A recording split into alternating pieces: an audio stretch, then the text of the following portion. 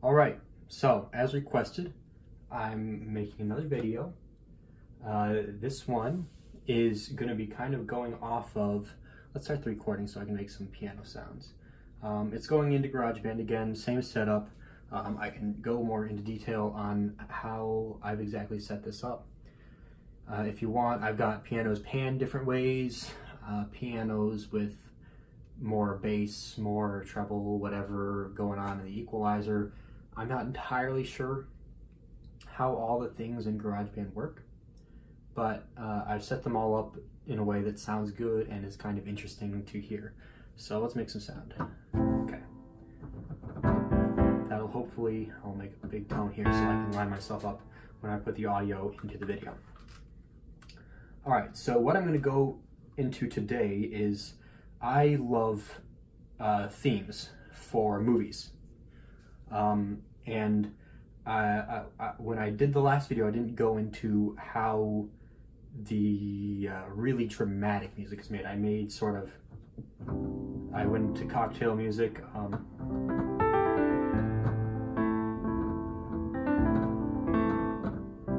really chill, relaxed music, and sad music.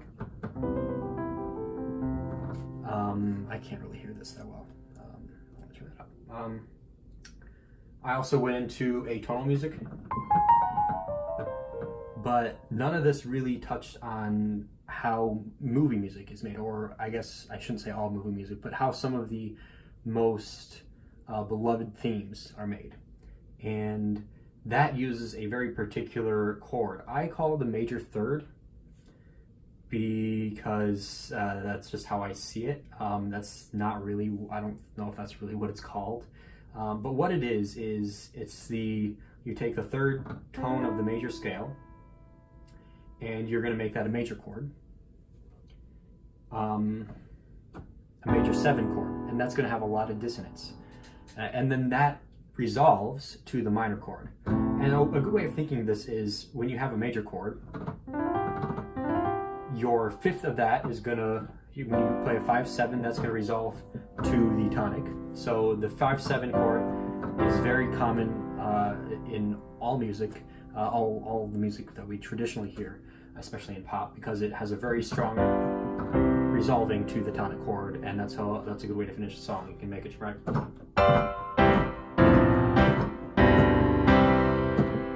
Oops. You hear how it resolves. Now, when you want to have a minor resolving, it's a little bit different. Well, it's still the same. You have a minor. You go, let's do A minor. A to the 5th is E. And when you play that E chord with the 7th, so in the case of the E chord, the 7th would be the D. It's a diminished 7th, a minor 7th. That resolves to the A. So we'll do it again.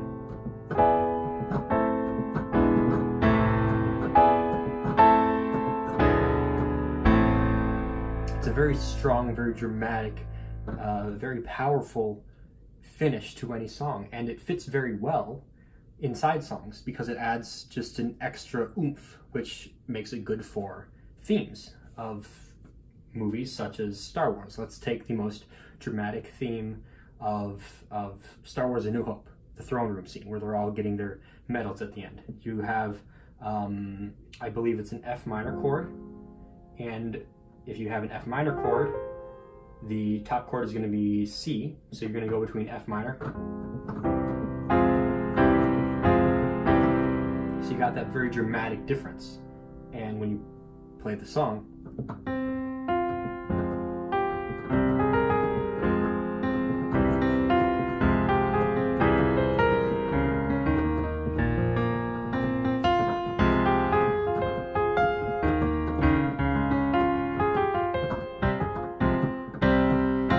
the most dramatic, most of that was not right, but the most dramatic pieces of that were when I brought in the C chord.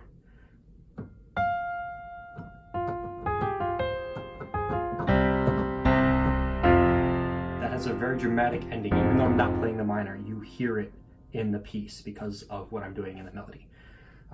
Let's take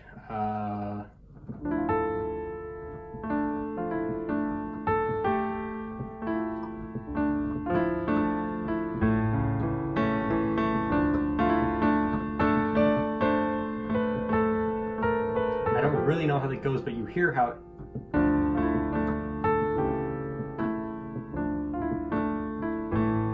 So what I'm doing there is I have the D, so D minor,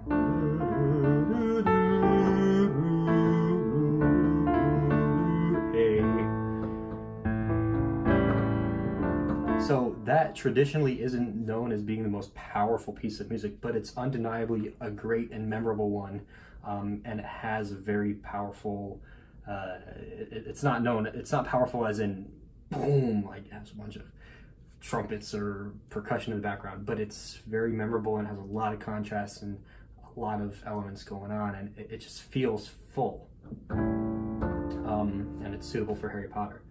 There are just tons of examples of when that comes into play. It also happens in Pirates of the Caribbean.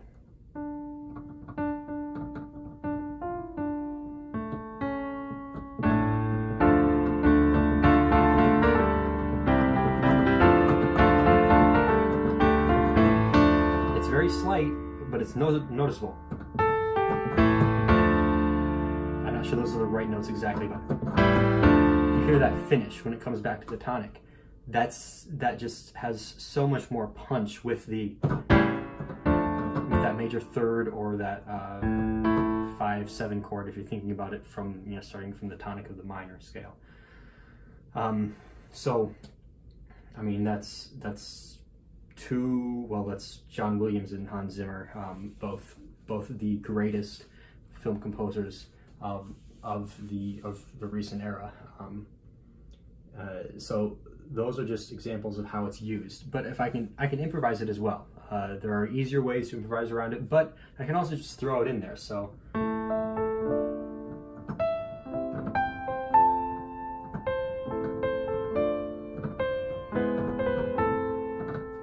it's got that very powerful Lee. You hear how I went to it at the very end there. Or I can throw it in there kind of as a regularly scheduled chord in my progression. If I go, let's do that progression, and I'll see what kind of theme I can pull out of that. So.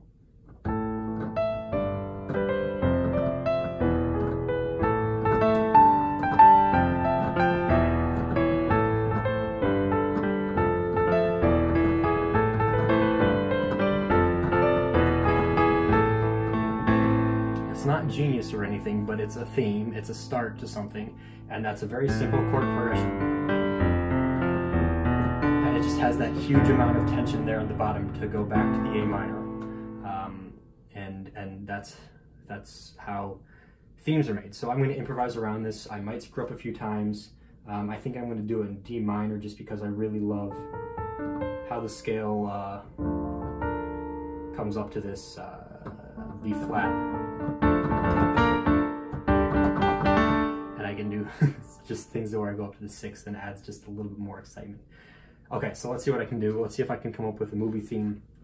I haven't done this in a while. I've been focusing on cocktail piano, so that'll allow me a few mess ups. But it should sound dramatic, and it should sound like it has just a little bit of oomph to it that it could fit as the background to some movie, even if it's chill.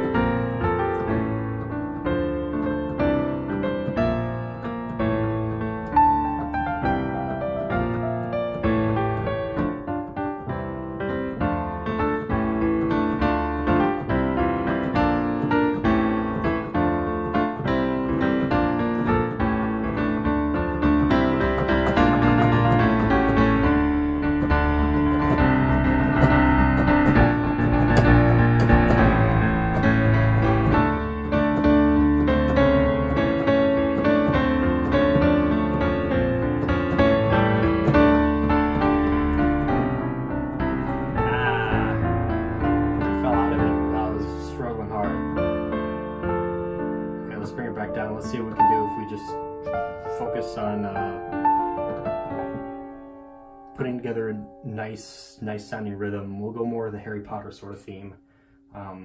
Let's go.